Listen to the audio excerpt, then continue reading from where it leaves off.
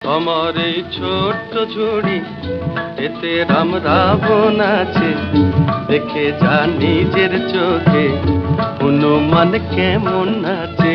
ও আমার এই ছোট্ট ঝুড়ি, এতে রাম রাবণ আছে, দেখে যা নিজের চোখে হনুমান কেমন আছে।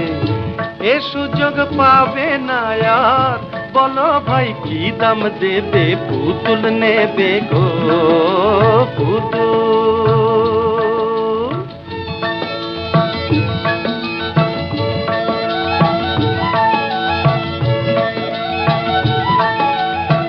বাংলাদেশের সে এক ছেলে বিবেকানন্দ স্বামী, কাঁপিয়েছিলেন দুনিয়াটাকে, তারে এনেছি আমি।